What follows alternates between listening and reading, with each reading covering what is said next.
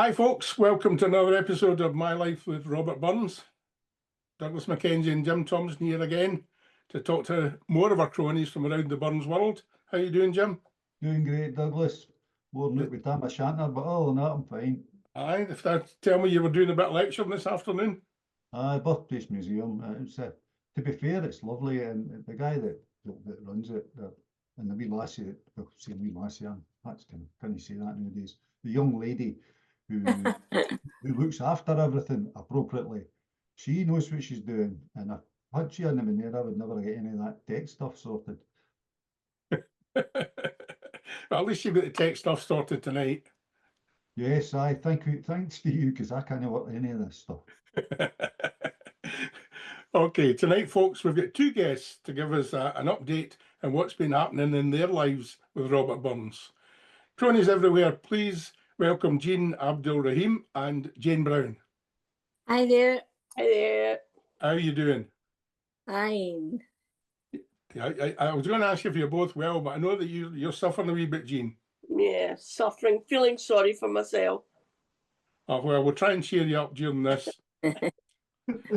I'll not be hard. Now, folks, our first question to our guests usually is, can you tell us a little bit about yourself? But we're going to do things a bit different with tonight's episode. So if you want to know about Jean's early thoughts on being an athlete or a musician and how that changed, or you want to hear about Jane's relative who raced the stagecoach from Glasgow to Sanquhar on foot, and won. Yeah. You need to go to their episodes. In Jane's case, that's episode 69, and in Jane's case, that's episode 8. The purpose of tonight's episode really is to do a few things. One is to acknowledge that the Burns Federation has now moved into social media. Secondly, to celebrate the start of Jean's year as president of the Federation. Perhaps talk a little bit about the Federation, and also to get some talk about the journey that Jean and Jane have made over to Canada in the last few weeks and what they've been doing there. And it's interesting that one of Jean's last statements in her previous podcast was we'd go anywhere to attend a Burns event. So they went to Canada and attended some Burns events, and that's what we'd like to talk to you about first. If you can tell us a little bit about that trip. Right, Jane, I like you. You sure? Yeah. One of the main purposes of going to Canada, not just to see friends, was to attend what they call the Jolly Beggars Banquet in Medicine Hat. And although our first stop was in Toronto, in St. Catharines, when we stayed with Ronnie O'Byrne, who very kindly, him and Susan, put us up for a couple of nights, and we had a lovely wee time with them, just a casual visit, because Ronnie was also going to the Jolly Beggars Banquet. So we all travelled together a couple of days later to Calgary, and then Andy Harrower picked us up in a beautiful, beautiful big car. We thought it was Trump's cavalcade, the swimming thing. And to get to Medicine Hat, it's 3 hours of lovely, flat scenery, but it's still quite interesting. So straight off a 4-hour flight and then 3 hours in the car. But I had been to Medicine Hat twice before, so it wasn't so much of an adventure for me. I knew where I was going. But Jean, what did you think of the journey? Absolutely fantastic. I was just enthralled with I was like a sponge taking it all in. But the biggest surprise for Jane and myself, we thought we were staying with Ken and his wife, and the boys, i.e. Andy and Ronnie, were staying in hotels. But no, it was Jane and myself that was staying in a hotel. The presidential suite in the Hilton Hotel in Medicine Hat for 3 nights. Oh, courtesy of Medicine Hat Burns Club. Wow. When we walked into that room, the room that was huge, 2 Super King beds in one corner, a big suite, a middle console with beautiful flowers and two magnificent big gift bags bulging with gifts for us. We were completely, wow, that was all we could say to each other. Oh my goodness, wow. And you think we had never stayed in a hotel before, but we were just so taken aback because we were expecting to stay at, somebody's house. So that was absolutely fantastic. Jane, you carry on. Well, just the first night, because of our travelling, we just went to Ken and Brenda's house for a lovely dinner. And the funniest thing about that was there's an election on at the moment in Medicine Hat of councillors, and the councillors aren't related to any specific party. They are individuals that they stand for themselves. And I think things are pretty bad, but same as your councils, because in the garden, the sign at Ken's house was "Vote for my dog, Carmy," and it was a picture of his dog. But I think he got in somehow. That says it all. Friday, you can say what you did Friday, because I was a bit poorly when my heart went out on the Friday with the travelling. So I just had a restful day. But Jean, you got well round. Ken Montgomery's wife very kindly took me by car round Medicine Hat to see all the sights. We went into a fantastic museum. We saw the old courthouse. We saw the new courthouse. We saw the fantastic bridge. I can't remember the name of it. And we, of course, we went to a coffee shop and had magnificent cake. Now, I chose a scone, not a cake, but in actual fact, this scone was a cake because it looked like a scone, but it tasted like a cake. There's no way you could have put butter in their scones. It was fantastic. And Ken's wife, she had I don't know, a concoction or something, but it just looked fantastic. But I refused a taste of it because I was enjoying my scone. And so it was a lovely, lovely old coffee shop. In fact, I bought cards off the outside of the shop. It was really nice. The Medicine Hat is very like, you can imagine the horses and carriages going up and down the road instead of cars. It's kept its old image. Really, really nice. And of course, a lot of history with the Indians and all that up there. It originated with the railway, the start of the railway up. Sorry.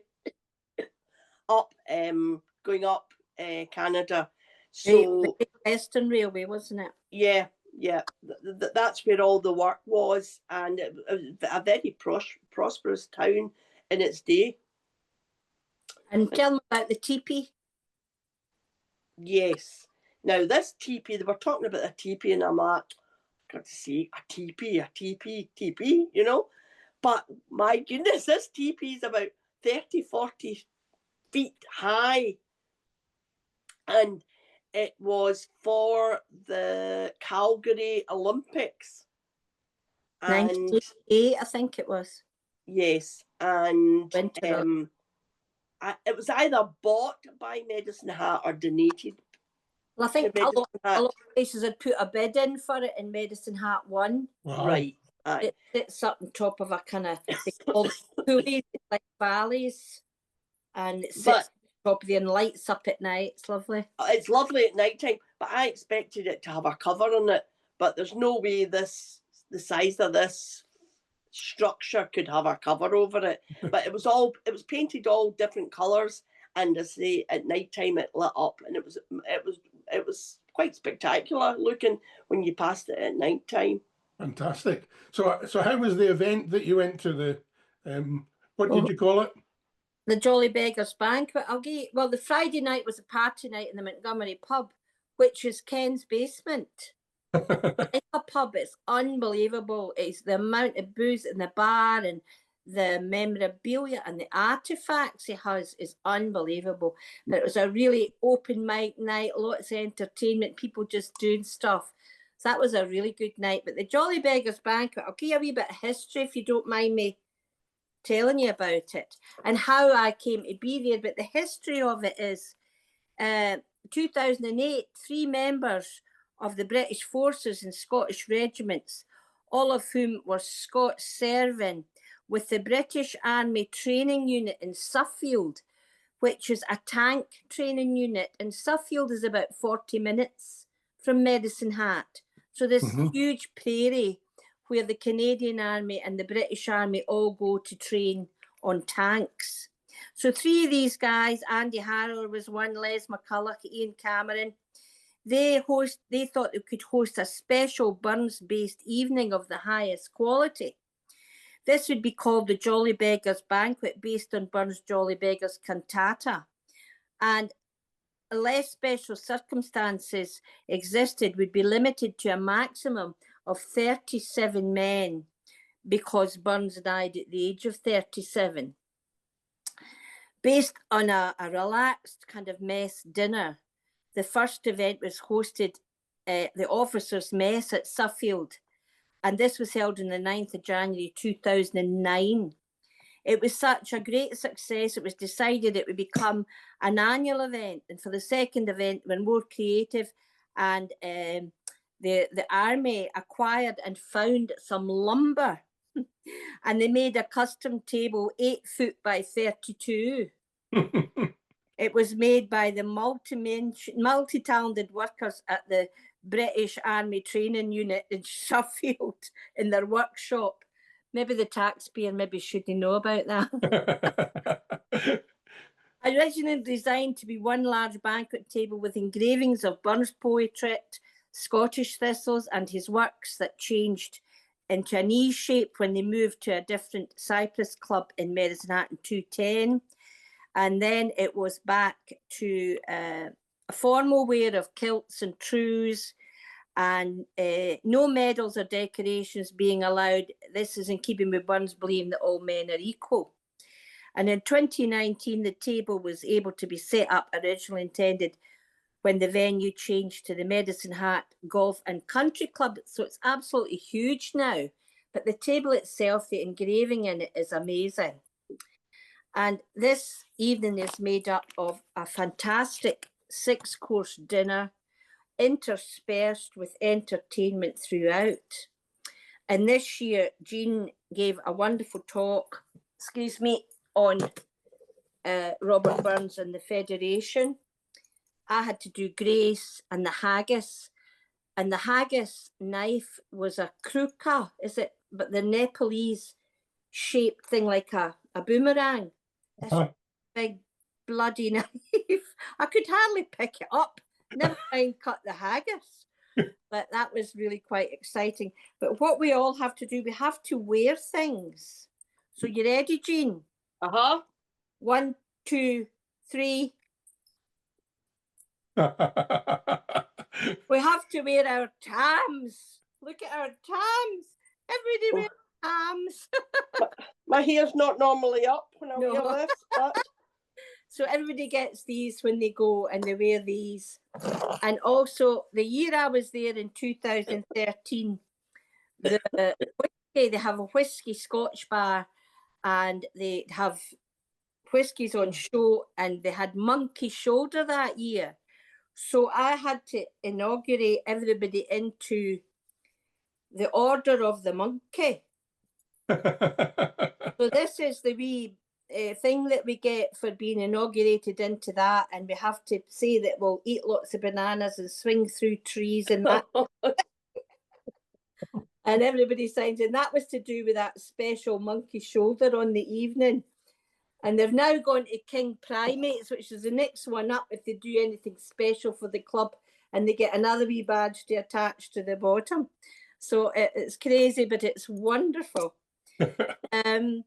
the year I went, they made me patron of the Burns Club of the Medicine Hat Burns Club, which is really quite an honour.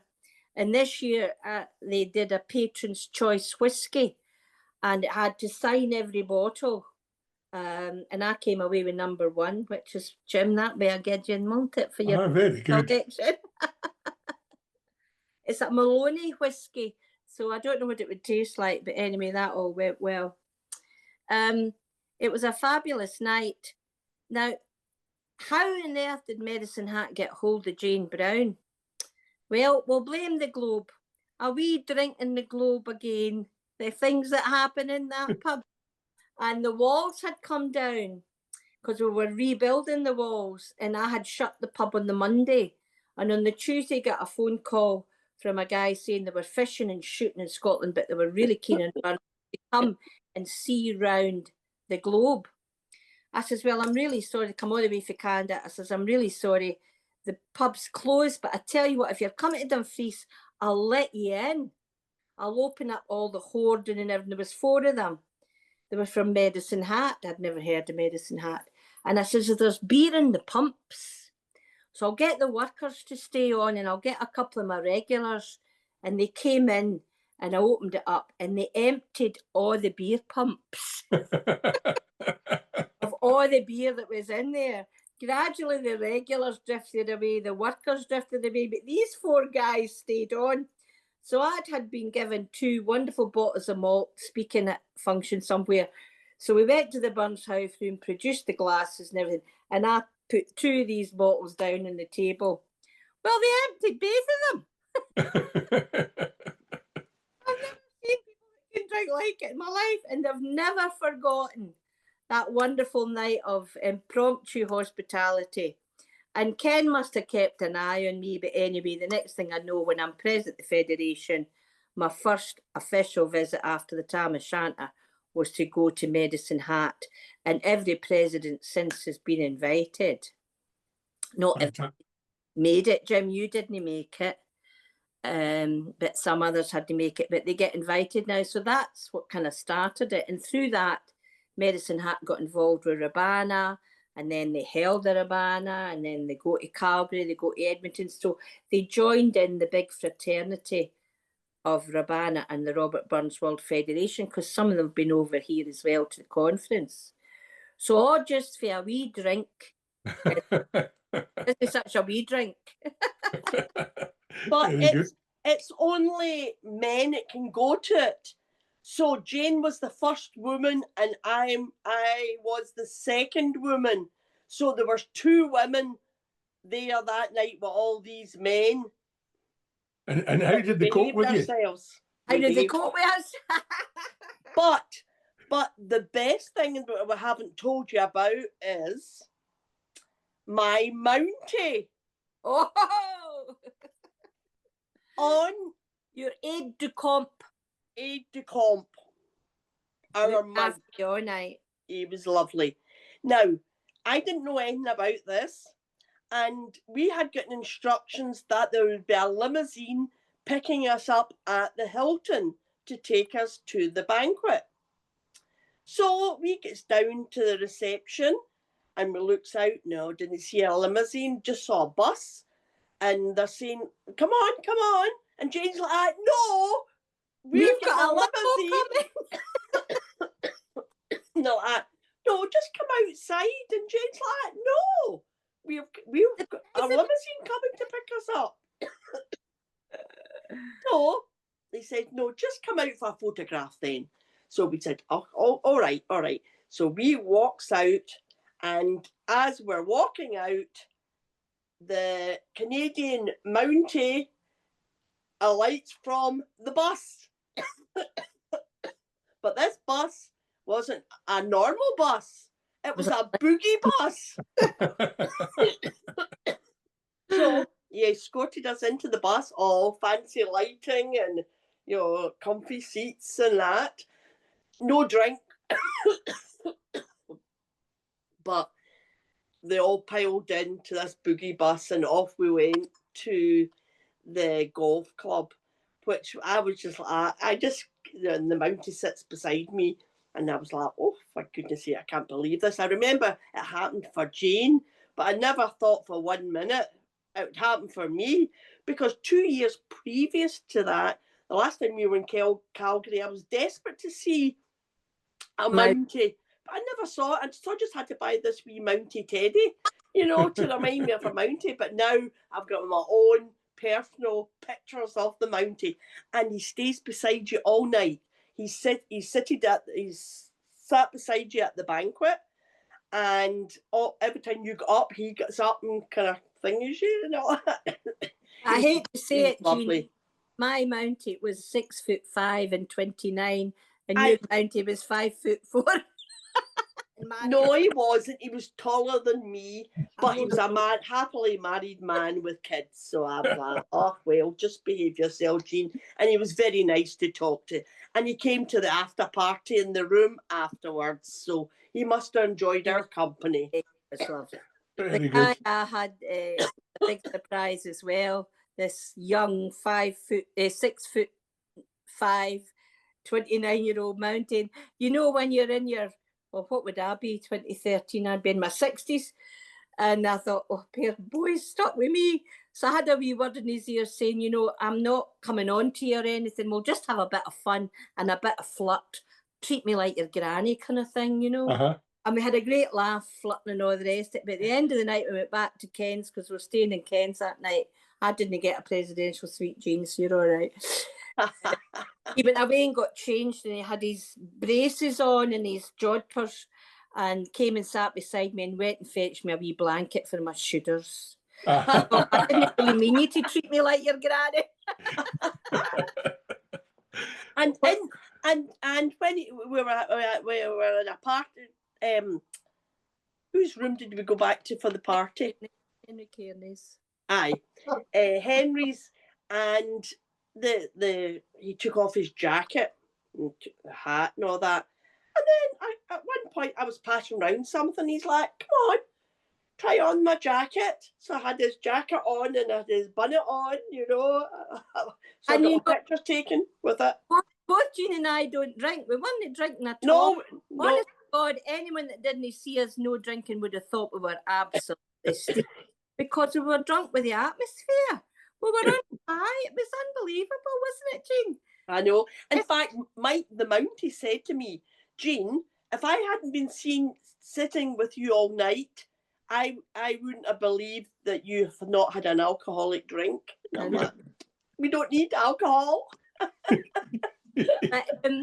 Going back to the event, Ronnie O'Byrne did a bit of the cantata, which was wonderful. And I don't think they've ever had anyone do the Jolly Beggars cantata before. So I think, because a lot of the guys are foreign as well, and there was some English guys there for the army barracks, etc., etc. So some of them maybe don't understand a lot of Burns, but there is quite a few Burnsians there. And Ronnie also did Holy Willie's Prayer. Guy did Soldier's Return, which was very apt for that kind of night. We had A Man's a Man recited. We sang some songs. Andy Harrow did the Red, Red Rose of Me. I don't know if you remember seeing that when Wally Gibson was saying Red, Red Rose, and I hit him out of the head with a rose. Well, Andy Harrow came through as if drunk going, "Where's my Janie? Where's my Janie?" And I'm standing there going, "Is that it?" You know, when he gave me the flu. And I ended up hitting him out of the head with the flu. I think I gave him a black. It was very good, very good. So they all that. It was a fantastic night, and the food was out of this world. But we all got, wait, I'll show you. Don't know what I did with it. No, we didn't. We didn't all get it. Jean and I got presented with this fantastic trencher. Oh, wow. It's made of wood. It's been obviously made at the barracks. And it's got your name on it, and it's a trencher for putting your haggis in, and our names on it and everything. That was a lovely surprise, wasn't it? It was beautiful. It's a beautiful piece of... The Growing Trencher, There You Fell, presented to Jane Brown Club patron, Medicine Hat Birds Club, and the date at Medicine Hat, Alberta. Isn't that lovely? Yeah. Fantastic. And we all also had our name badges. You see that? with your name on it, and Chieftain of the Night 2025 Jolly Beggars Banquet. So they didn't spare any detail, you know, everything was down to the last. What they did. Fantastic. So we've spent the first quarter of an hour and Talking about the event. and it's been about all the fun of the Burns Federation and the Burns world, and that's tremendous, because I remember you saying in your podcast, Jane, that Burns has to be fun, and Absolutely. obviously you made it fun. Do you want to quickly tell us about the rest of the trip? Well, on the Monday night, we stayed until the Sunday. Monday night, we went to Calgary, and Calgary Burns Club hosted a very, very lovely evening, a meet and greet for our president, Jean. Carry on, Jean.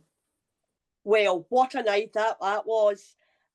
We were in, I can't remember, where did we go? The British Legion Club it was. British Legion Club, that's right, in Calgary, and there was about 35 people there. A lot of them we knew from our previous visit, but there was some new people as well. So it was a lovely night's entertainment. I got up and did my Federation talk that I had done at Medicine Hat, and Jane entertained our usual entertainment, but also Jane got a certificate for being patron. No, honorary No, member. honorary member. Your patron of I'm patron of Medicine Hat. Medicine Hat, and you're an honorary member Of Calgary. Jane, you've got so many bloody acclaims. I can't even remember them all. Quite emotional getting an honorary membership of So Calgary. she got a certificate of this honorary membership, the first lady, which is fantastic. I also got a beautiful statue. I should have had it through, but I haven't. Of Robert Burns. Now it's a glazed statue, and seemingly they make it in the club. They make it, and you know they've been making them for years, and they've been kind of finalising different wee details of it by putting metal in the legs to strengthen the legs. And Oh wow! Oh yeah, there it is. I got presented with that, and I also got presented with a bound copy of their book, which I have here with me, and it's Burns Illustrated, and it's a short study of selected illustrations, the poems and songs of Robert Burns by Robert Hay Carney, which is a beautiful book, beautiful pictures inside it.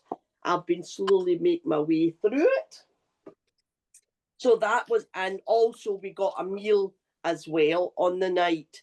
But it was just great to see the enthusiasm of the Burnsians who live in Canada. You know, I mean, that's what kind of hit Jane and me was, these people, we made friends with them, and they'll be friends for life, and they're just so hospitable. They're wanting you to come to their houses, and it's just lovely. It's just lovely. Fantastic. We did treat them. I got a lady from the church to make me wee slabs of tablet with 6 squares in each slab, and we had a great big box of tablet. I'm glad the customs people didn't open up our cases, I tell you that right now. We're handing out these wee slabs of tablet to different people. You thought you'd gain them £1 million. And I said, homemade tablet. Oh, thanks very much. Putting it in this. Lovely. It was lovely, a wee treat. Because some of these couples have been out there for 50 odd years, but you would never know they haven't lost their Scottish accent. When they're talking to you, they're just as if they come from Glasgow or nothing. They landed with nothing and worked hard, and they've done so well. It's definitely been the land of opportunity for them, because they've all done really, really well. But there's no side to them. They're still good Scots, and so proud of it. So proud of it. Fantastic. So it sounds as though it's been a great trip, but we're going to move on, and I'm keen to get Jim to have a wee chat about what it's like being a Burns Federation president. I mean, Jean's described her first 2 or 3 weeks, but what's it like to be the Burns Federation president, and what's expected of you? I think the source of that, Douglas, depends on when you're in and who's about you and all that sort of stuff. I was particularly fortunate, I've got to say, when I got on, because I was following Jane Brown. And Jane was exactly, and I've said this before, and I stand by it, Jane was exactly what the Federation needed when she became president. Right, she was an ambassador. And each president who's going on will have different issues. And I mean, to be honest with you, I feel quite sorry for Jean in some ways, because I'm quite sure she'll agree with me that the Federation is perhaps not at its peak at the moment. What do you think, Jean? Yes. Yes, I agree with you there, Jim. I feel since COVID, we haven't picked up. People just are very lethargic, and they don't really want to come to things. They like the Zoom, but we just can't get them back to the fold again. But I believe it's just a matter of one-to-one talking to people, not sending out emails, not thinking. It's a one-to-one to the person. Come along and see how you like it, and blah blah blah. So and so's on. How's, by members asking members who maybe don't come along or have fallen away. I think we've all got a duty as Burnsians and as members of the Federation, is to encourage people to come back. Now, to encourage them to come back to what? Yes. Now, we've had some ideas from members. What they say is maybe lacking is maybe communication, maybe Zoom calls. Now, I'm not a great one for Zoom, but if people are asking for lectures over Zoom, so they have a bit of connection to the Federation, that in itself is good. And then from there, we can take it another step to bring them back face to face if they can. But some of them now maybe are not able to come. Some people are members that can't get out their houses and all that. So to go into them with Zoom is fantastic. We never had that really before COVID. We didn't use it, but now we're using it quite frequently. And I think we need to get our act together and get thinking caps, asking the members, listening to what the members are wanting, and then taking it from there. Now, we can't all do that on our own. It could be that somebody suggests something and we can say, well, would you like to take the lead in that? And they might be delighted. You know what I mean? So it's just by talking, getting back to talking to people again. That's what's lacking, I think. Yeah, I did agree with you. The Zoom thing, when I was asked to do a Zoom for the Federation on Holy Wally's Prayer, and it wasn't particularly hugely attended, but there was enough there as make it worthwhile. Yeah.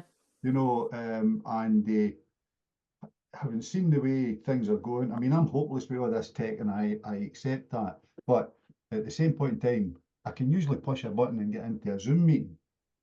And even if you're not participating, can I tell you, through the whole lockdown thing, right, and all that sort of stuff, we couldn't have survived without it, Jim. Well, no, Douglas started a thing in terms of basically a wee club, right, from the newcomer boys that were interested.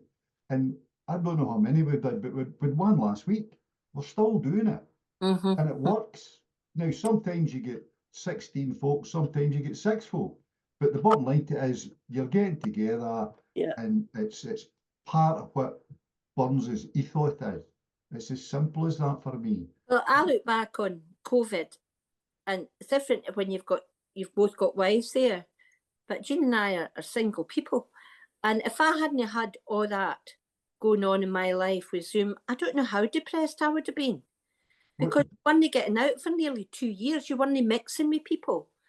It was horrendous. So those Zoom nights, it really gave you something to look forward to. It might have been a quiz, it might have been a lecture, it might have just been all getting together. The new Cumnock stuff was brilliant. The Federation lectures were brilliant. It just saved our lives, really. I've got to say, for me, Bobby Jess, starting it. Absolutely. Just an absolute star, that boy. He really is. Really is wonderful. And I think the Federation shouldn't have stopped. We should have just kept that going, as well as that could be part of your membership coming in, and because there's loads of people out there with presentations. Yeah. I was at London Burns Club last night doing one, and Ronnie O'Byrne and Halt and Peel, they have got so many presentations that you could ask them to do. Ron Ballantyne and Chris and them did that. That's what they used to do as a club, was every month they would have a presentation, and they're really well researched, and people would absolutely love them. So I think we should go down the road of doing, even if it's once every quarter, like quarterly meetings, a Zoom every quarter or something. I think people would sign up for it.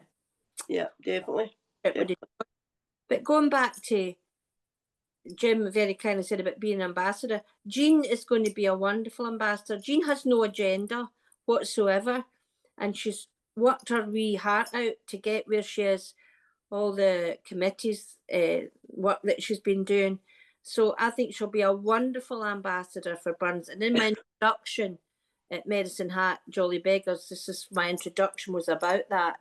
And I'm no crawling to or anything. We talked her into it. And I'm putting my money where my mouth is.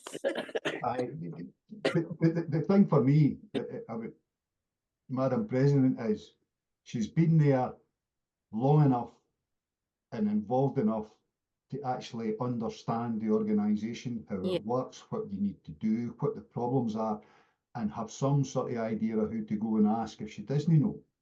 Aye. Right. Whereas there have been certain stages within the Federation in the past 20 years where that's not been a viable option. And I felt sorry for some of the that they've just appeared and they've been thrown in at the deep end.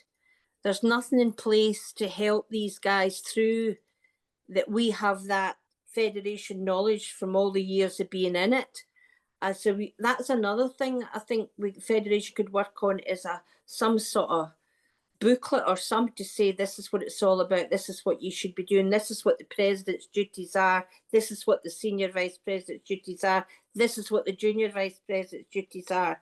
Because they come in and they don't know Ken what they're doing. No. I remember going in as junior and thinking I never opened my mouth for the whole year. But what's this all about? But I mean, to be fair again to you, the year you went on, it was a nightmare. It really was, and it needed somebody with a bit of understanding of the organisation and whatever. And I feel to a certain extent that's the same thing that's happening to you, Jean. I don't know how you feel about it. Well, the biggest problem I've had is with the change of management in the office. That has been a big, and in a way, if it had been maybe in Peter's year or, Neil's year, I don't know where we would be, because I've not had to go down. I wanted to go down every week. Now we only have Margot for 12 hours a week now, which equates to 2 days, 9 to 3. And I go down one of those days. Wasn't down this week because I'm not well.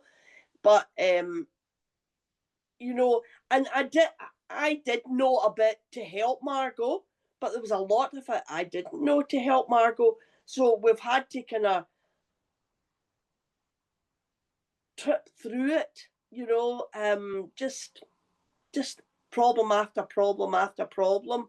And our two biggest problems at the moment are a leaking roof, Yeah. and we got an estimate for just over £1,000, and then all of a sudden that estimate's gone up to £5,000 because they see the chimneys all needing pointed. So I'm like, nah, get another estimate. So we've got another person out, and he had a drone and taking pictures with the drone. So we're just waiting for his estimate to come back. So that's a big problem. But you know, who does Margot go to with that? You know, there's nobody kind of knows. You know, and the fact the burglar alarm's not working. It's so old now; it needs replaced. So we've got quotes for that. I was emailing them today to get it in writing, blah, blah, blah, blah. So all these wee things I've had to do because I feel as if I'm the manager and not the manager, because Margot, she's got so much else to do that I'm trying to take some things that I can deal with off her shoulders, because her remit is enormous. You know, I mean, I go back to the days of Shirley in the office. Now, there was a full-timer and a part-timer, right? Doing really the kind of same work. I don't think we're branched out, you know, significantly. You know, and now we went down to Margaret Ann, and she was 4 days, and now we're down to 12 hours to do the same amount of work, you know, which is impossible.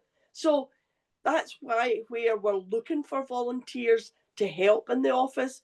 Maybe if it's just a matter of writing names in envelopes, I know we could be doing that in the computer, but if the computer's not working at that point, you just do the next best thing. Or just the whole building is needing organised. Our two tenants are leaving. They were supposed to be left, but they've had problems with the fire in Kilmarnock. So I would imagine they'll have left before Christmas. And we want a team of able-bodied helpers in to organise the building. We've got a boardroom upstairs which is not fit for purpose because it's just full of everything, and it just needs sorted out and organised. So you know what I mean? Can I jump in and maybe sort of summarise that, because I'm conscious of the fact that we don't necessarily want to make a huge list of all the problems the Burns Federation has got. I know, they're very simple. But I can sense from what you're saying, Jean, that you know some of your targets are to get things organised, to get more volunteers to take on some of the workload. Presumably the continuing problem of funding and finance, and just generally the big one that you mentioned at the start was communication. And it sounds to me as though you've got a list of targets that you're going to try and achieve during your presidential year. Yeah, and we will. They're not unsurmountable, you know. I mean, we will, but hopefully we'll recruit a few volunteers along the road. Well, we can just make a plea from this podcast to everybody out there in the Burns world. If you've got any time on your hands and you're wanting to volunteer, get in touch with Jean. Absolutely. Talking about communication, can we just have a wee chat about the fact that the Burns Federation has moved into the world of social media, and that there's a Facebook page there now? Is that something that we can talk about? Well, very kindly, Kerry Burley, who is a very, very busy lady herself, she kindly offered to take it on. Now, I don't think she realised how difficult it was, because there is a Facebook page open, and I don't know if anybody knows, to close a Facebook page is very, very nigh impossible. So at the moment, Kerry managed to I think, use maybe her own, or I don't know how she managed to get around it, but we've still got that one open. So that's Kerry's task this week, is to try and find out. How to bring it. Though Margaret Ann before her had tried, she had an MP, she had the police, all on board to try and do it, and unsuccessful. So if anybody knows how to close a Facebook page, please get in touch with us. Yes, so Kerry is, so it's in early stages. Kerry is going away to China for a month, but she's hoping that she can still be able to post. She's got the technique out there, but it just depends. She's going to so many places. So fingers crossed it'll continue while she's away. If anybody can do it, Kerry can do it. I mean, Yeah. when we did the podcast with Kerry, she was quite keen to move us into the 21st century and get into things like TikTok and Instagram and such like. So hopefully she'll continue with that. She's done some great work with the clubs that she's been part of. So she's doing a great job. Keep up with all Gins, you know, it's hard being a dinosaur. I'm not a dinosaur. I don't exist as far as social media is concerned. I'm afraid. I can't work with the machine I've got in front of me here. To be fair, one of the challenges of the Federation must be to make things relevant for the next generation or younger generations. Yeah, without 100%. Absolutely. And Facebook seems to be it. Everybody's on Facebook. The whole lives are on Facebook. What they have their teas on Facebook. I think you'll find though that Facebook is for older folk like us now. I think you find that most of the younger generations are on things that are not Facebook. So we need to learn to use these other platforms. Yeah, we've got to move with the times. Definitely have.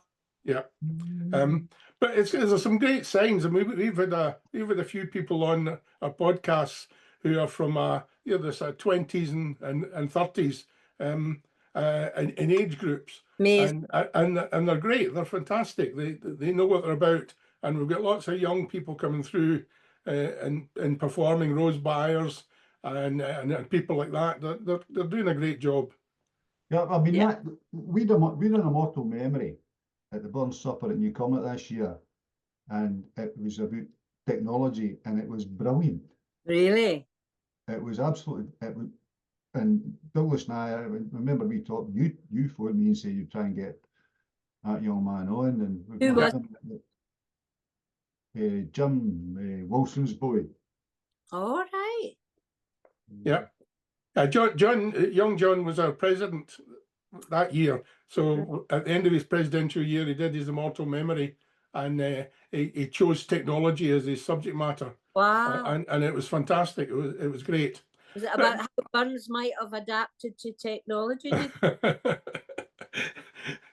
Well, I always remember doing a toast many years ago at the turn of the millennium, and the toast was to Newcomet in the 21st century, and we talked about Robert Burns coming back in the same way as ABBA have come back, and I'm quite sure that would work.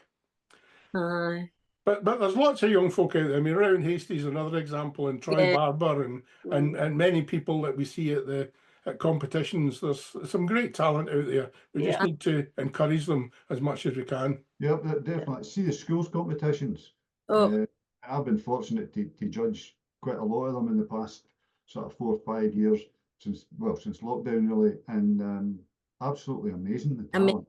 Talent. Yeah. Definitely. Doing Dumfries, there was a wee lass who did, it's a young lady actually. She was son at the school, and I couldn't believe the Briggs of Air. Who was that? It was fantastic. Fantastic. She's away to Birmingham now to the drama school, university. Oh, a star! She's a star in the making. Tess Harper. Aye, absolutely fantastic. Yeah. You know. No, we have between the whole of all the regional competitions, and then they go to the nationals, the young Burnsians and the junior Burnsians and all the other people that get to the nationals, the talent is amazing. Yeah. We've got to keep that going. That's definitely our jewel in the crown. Yeah.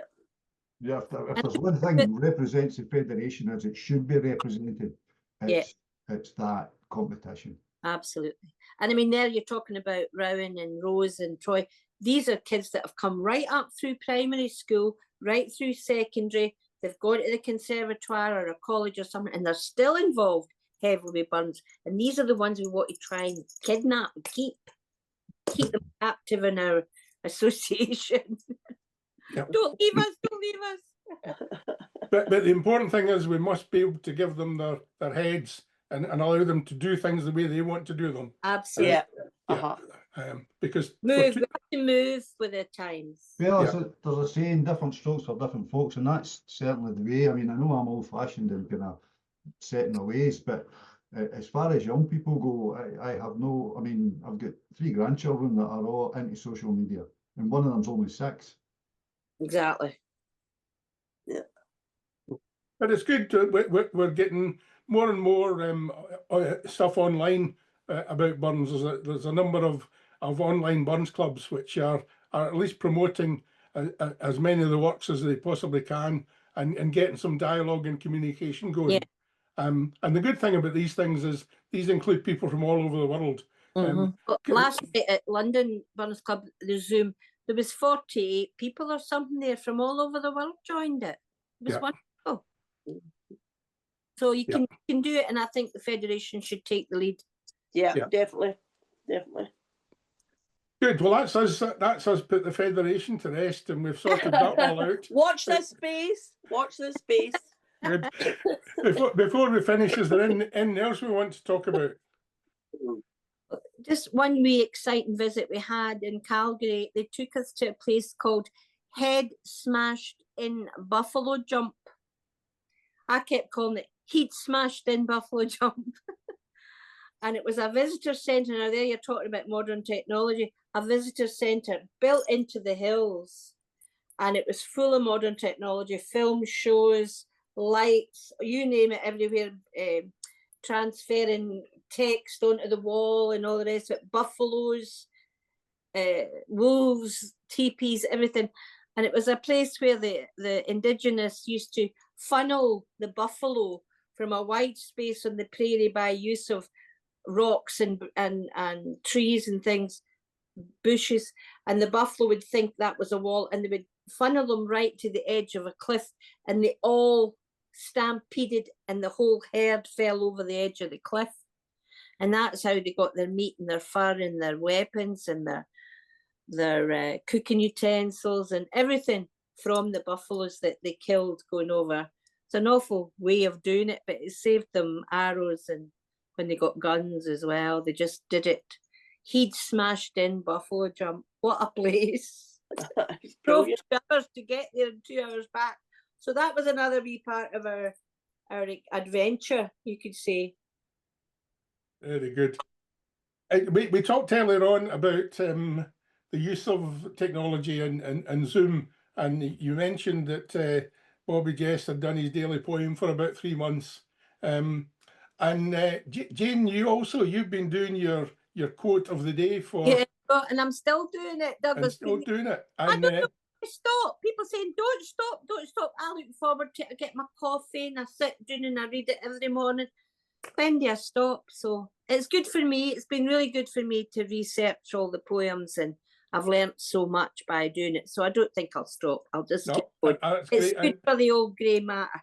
and who knew that today was the anniversary of the death of Clorinda? I know. And I wouldn't have known that if I hadn't read your daily quote. Oh, thank you. So that's fantastic. And to be fair, these podcasts, we're now at this is episode 131. Oh, that's amazing. And when we started this, Jim will remember that we thought we would experiment with it and we'd maybe do half a dozen. And it's just been great, and people are always coming forward and offering to be guests on it. And And people also say to us, Jane, myself, how much they enjoy the podcast. Yeah. And I'm Good. like, oh, did you see me? Oh no, and you know, and so people are looking out for them.